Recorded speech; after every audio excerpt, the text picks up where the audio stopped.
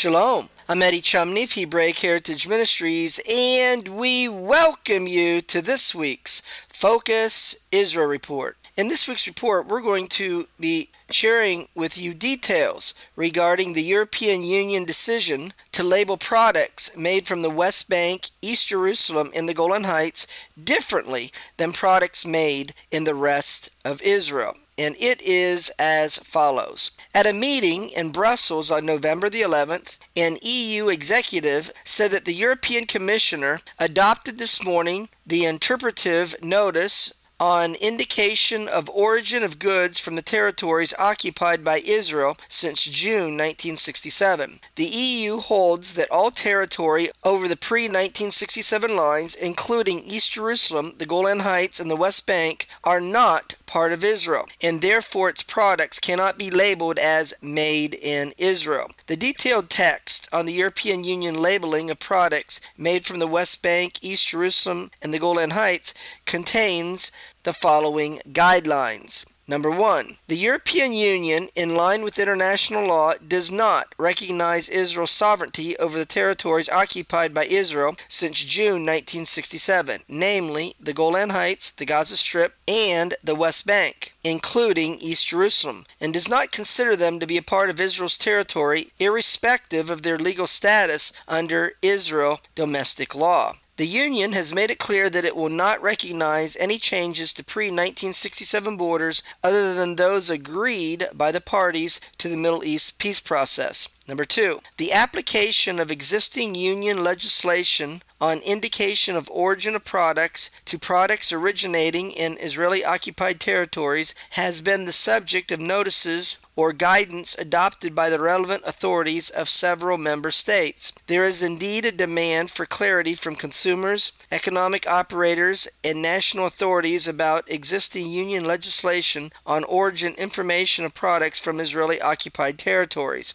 The aim is also to ensure the respect of Union positions and commitments in conformity with international law on the non-recognition by the Union of Israel's sovereignty over the territories occupied by Israel since June 1967. Number 3. While this notice reflects the Commission's understanding of the relevant Union legislation, enforcement of the relevant rules remains the primary responsibility of EU member states. According to the case law, while the choice of penalties remains within their discretion, member states must ensure that penalties for infringements of provisions of Union law are effective, proportionate, and dissuasive. Number 4. When the indication of origin of the product in question is explicitly required by the relevant provisions of Union law, it must be correct and not misleading for the consumer. Number 5. Since the Golan Heights and the West Bank, including East Jerusalem, are not a part of the Israeli territory according to international law, the indication product from Israel is considered to be incorrect and misleading in the sense of the referenced legislation. Number 6. For products from the West Bank or the Golan Heights that originate from settlements, an indication limited to product from the Golan Heights or product from the West Bank would not be acceptable. However, if they would designate the wider area of territory from which the product originates,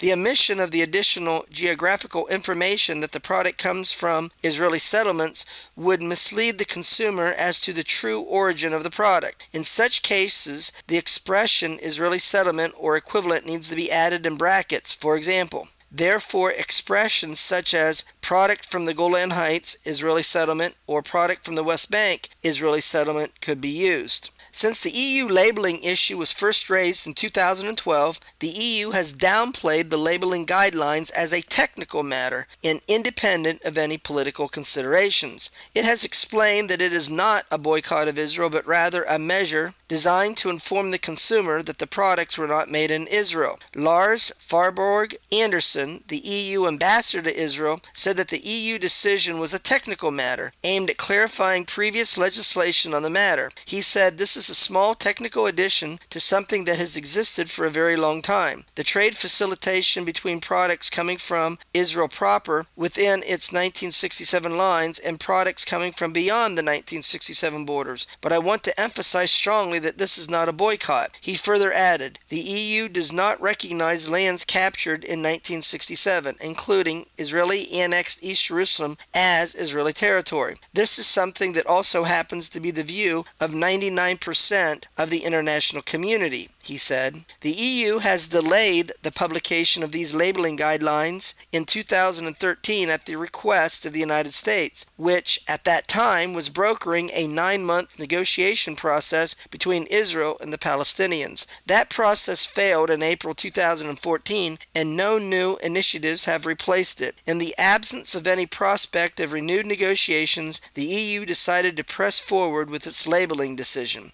The Israeli Foreign Ministry responded to the EU announcement by summoning EU Ambassador Lars Farborg Anderson for a harsh rebuke. The Foreign Ministry warned the plan could affect ties between the European Union and Israel, saying, Israel condemns the decision of the European Union to label Israeli goods originating over the 1967 lines. We regret that the EU chose, for political reasons, to take an unusual and discriminatory step, which is drawn from the realm of boycotts, just as Israel is facing a wave of terror directed at all citizens, the statement read. The claim that this is a technical step is a cynical, baseless claim. We regret that the EU took this politically motivated and unusual and discriminatory step that it learned from the world of boycotts, the Foreign Ministry said. In a sign of further displeasure with the EU labeling decision, Israel's Deputy Foreign Minister Tzipi Hotovely said that Israel will suspend a series of ongoing meetings with the European Union to protest the EU's decision to begin labeling exports from West Bank settlements. In doing so, she said that Israel was sending a very strong message of displeasure. We say you can't be involved in what is going on in the Middle East while you are taking such an extreme step of labeling products, boycotting us, she said. In addition, Israel Foreign Ministry spokesman Emmanuel Nachshon said that Israel would suspend a series of regular dialogues with the European Union on political issues in the Middle East, human rights, and international organizations. Israel Prime Minister Benjamin Netanyahu responded to the European Union decision by saying that the European Union should be ashamed of itself for announcing a decision to impose labeling guidelines on Israeli products manufactured over the 1967 borders. This move is hypocritical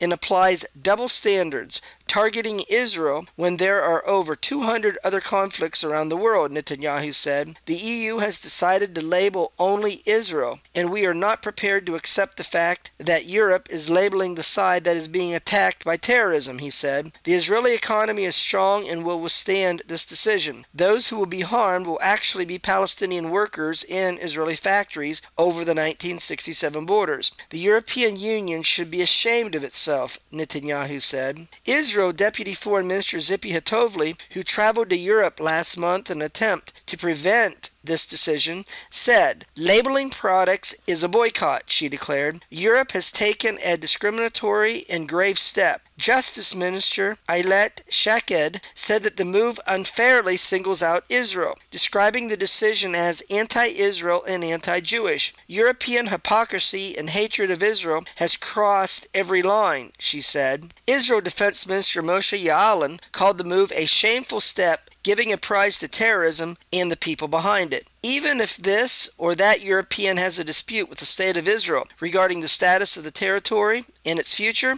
the decision to label products is pure hypocrisy, he said. Former Israel Foreign Minister Avigdor Lieberman charged Europe with anti-Semitism, comparing the decision with the continent's darkest days. Every time that Europe labels Jews, it's a sign that anti-Semitism, insanity, and hypocrisy has taken over, and that they are leading the entire free world to a catastrophe, he said. Israel opposition leader Isaac Herzog from the dovish Zionist Union Party called the decision dangerous and detrimental and said it would damage peace efforts. This decision is based on hatred, falsehood, and ignorance, devoid of any moral value. For us, the Jewish people, this is no more than a piece of paper, and we must treat it as such, he said. Yesh Atid chairman Yair Lapid, who is not a part of the current Israeli government coalition, said, "The European Union is hiding behind legal jargon and trying to paint a picture that this is a legal matter," Lapid said. "This is incorrect. It's a political issue. They are capitulating to the worst elements of jihad. The labeling of settlement products is a direct continuation of the boycott movement against Israel, which is anti-Semitic and misguided," he said. Avi Roa, who heads the Council of Jewish Communities in the West Bank, wrote a letter to the European Union Foreign Policy Chief Federica Mogherini saying, "At a time when Palestinian terrorism is running high across Israel, the European Union has decided to boycott the industrial areas in the West Bank, which are islands of peace between Israelis and Palestinians.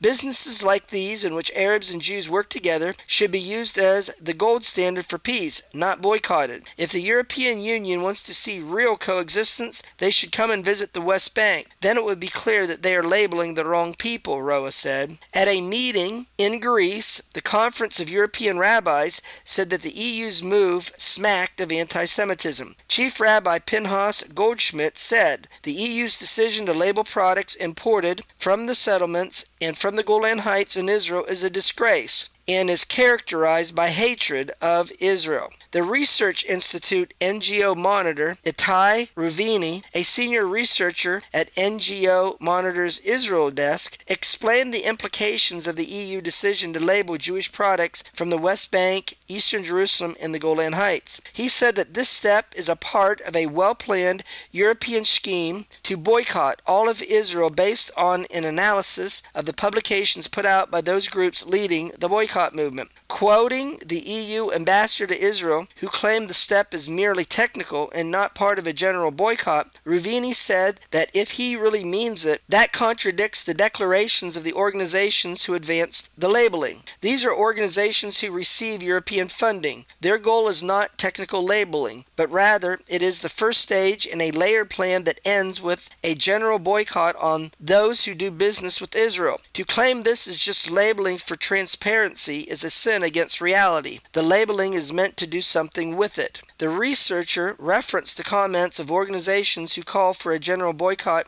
against Israel and who pressured Europe, revealing the stages in their plan, beginning with labeling products so as to boycott those coming from beyond the 1967 borders, and then identifying companies with any sort of business connections, followed by pulling all investments from Israel. The Palestinian Liberation Organization, meanwhile, welcomed the EU decision as a positive development, but said it did not go far enough.